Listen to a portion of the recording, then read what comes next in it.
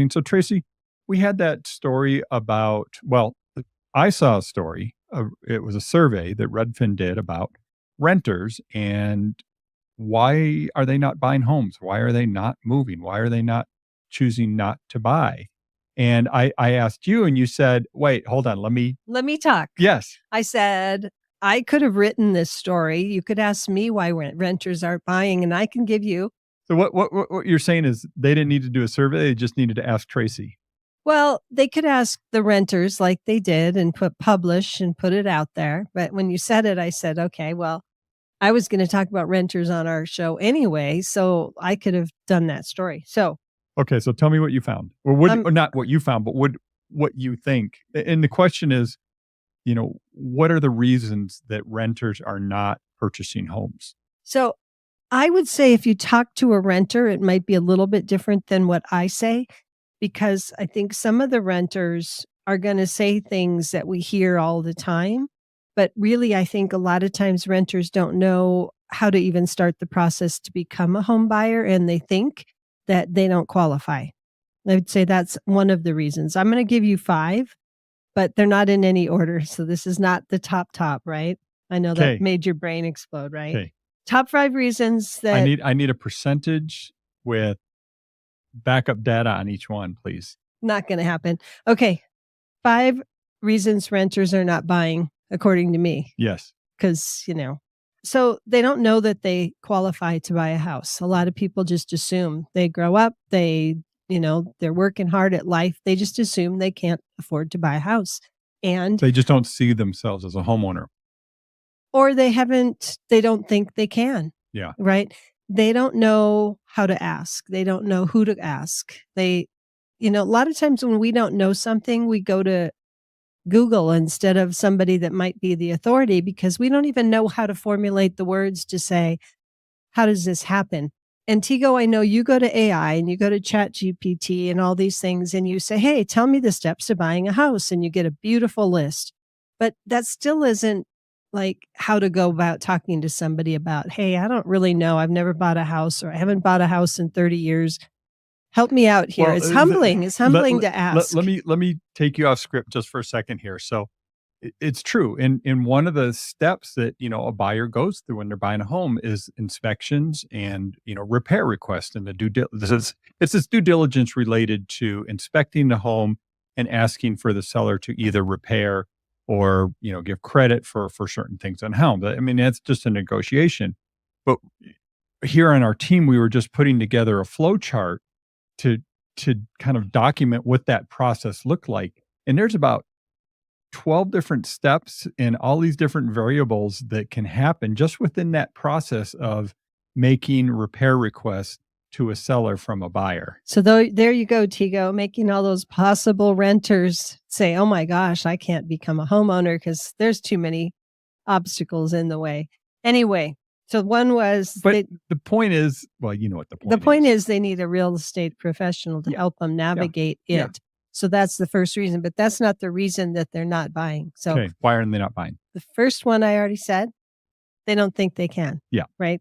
Okay. They don't know if they qualify. It's like scary to put your whole life out there and say, my credit score, I don't know, or I know I've had some lates, or I know my credit score might not be great. We've had people call and say, well, my credit score is not great. I don't think I can buy a house, but I want to check. And it turns out they have much better credit than they think, but they know they've had a few dings along the way, but it's still acceptable, right? Mm-hmm. Number 2 would be they don't think they can afford it based on income, outflow, their lifestyle. They just feel like I'm barely getting by with rent. But sometimes barely getting by with rent is actually makes you a buyer. That's similar to your first one, isn't it? They just don't know. Yeah. They just assume that they can't afford it. Yep. My third one is they don't think they'll be in the town or this area long enough to need to be a buyer, which is great. Yep. They should be renters if they're going to be here for a year, or if their goal is to move to another city. Of course, we had that happen this year with one of our employees, right? Her goal was to move to Denver. And so she wasn't wanting to be a home buyer. Yeah. She just was like, oh, I'm happy renting because I'm not going to be in Albuquerque that long. And she lives in Denver now. Or they think they need a lot of money saved up to buy.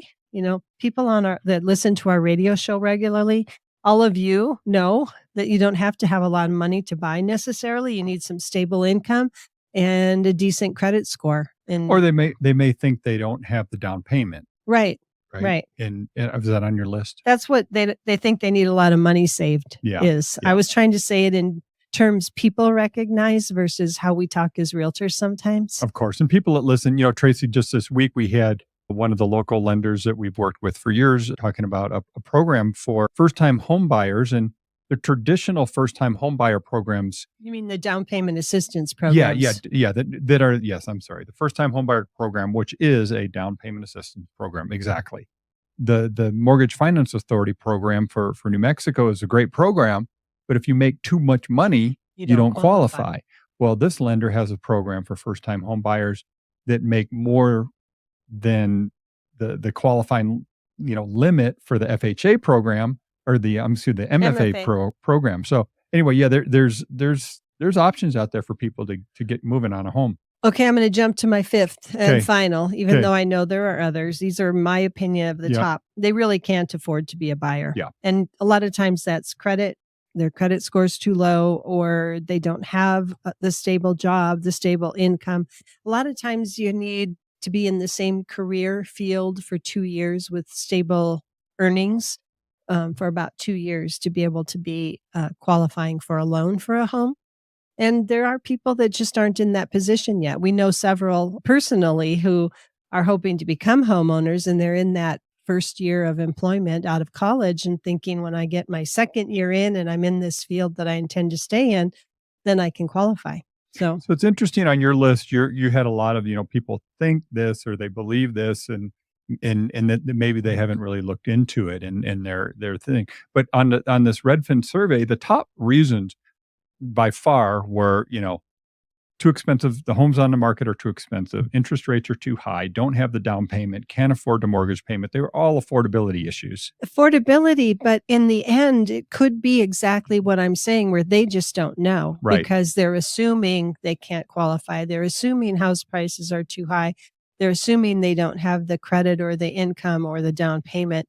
All of those are wrapped right into what I'm saying. And I think a lot of it is what people believe versus reality. Yeah. They've been seeing the news, home prices are so high, they assume. They haven't asked or looked into it. The thing that was interesting about the survey that jumped out at me is the question, or the answer is of, I'm not interested in owning a home.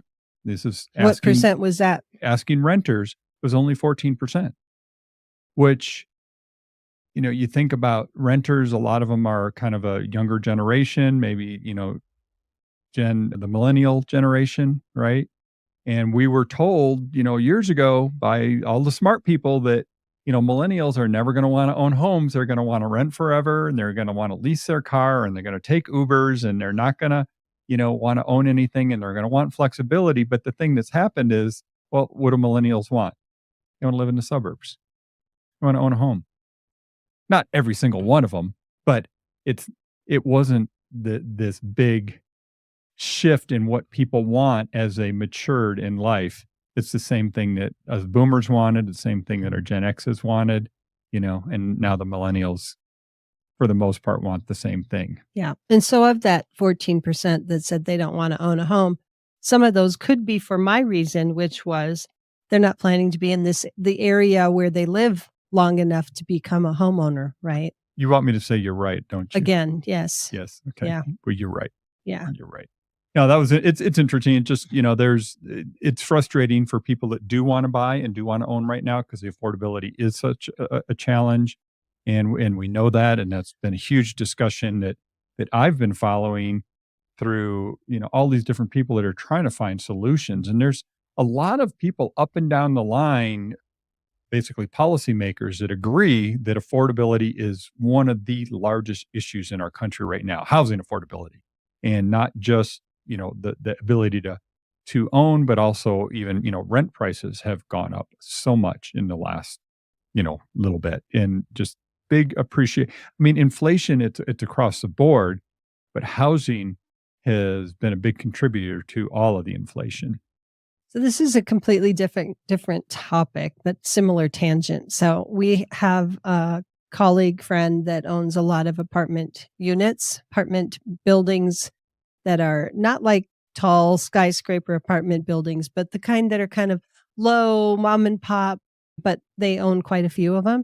And what's interesting is they have kept their rents very, very stable Hmm. and haven't done big increases or none at all over the last many Hmm. years because they have very stable tenants. And what's interesting is I was talking about their tenants, and it seems like a lot of their people, like you just said, a lot of renters are young. So I'm actually speaking to that. The population of his 72 doors or whatever is mostly older or retired people, and Fixed they just income. stay in those places forever. And he's fine with it because, or they're fine with it because turnover is costly. Yeah. And they just keep updating the apartments and doing nice things for these people because they're there and they don't leave and they pay on time and it just works. So Yeah. And I mentioned this a few weeks ago, but there are a lot of apartment units in the pipeline in being Albuquerque built. being built. The thing about that is most of those are what's called class 4, class 5 properties, meaning they're higher end, nicer, nicer properties. They're not Like going. luxury apartments, Yeah, they're kind luxury. of. They're nice. They're not they're not, affordable housing, let's just say. And some people say, well, no, we need to just be building affordable housing. No, we need everything. Because what happens is, you get these higher end places, which means people that are maybe in the mid-range places move up to the higher end, and the people in the lower end can move up to the mid-range, and that opens up the lower end. So we need everything. And then there's the economies of scale where if for some reason we end up with too many higher priced apartments and people don't lease them, maybe that's what brings the rents down, right? Simple supply and demand. Supply and demand. So if they overbuild class 4, class 5 or whatever you call them, higher priced apartments for lease and they can't get them leased, then they need to start doing incentives for people, right? Yeah. And they bring in more people. So The, that's the whole my concern with what's going on with the apartments in Albuquerque right now is we are getting a good influx of units coming in here this year, next year, but then there might be a holdback because they don't want to overbuild, right? And then it's gonna be that roller coaster, right, where we get right. maybe too much and then we don't have enough, and then we get the building again and we get caught back up.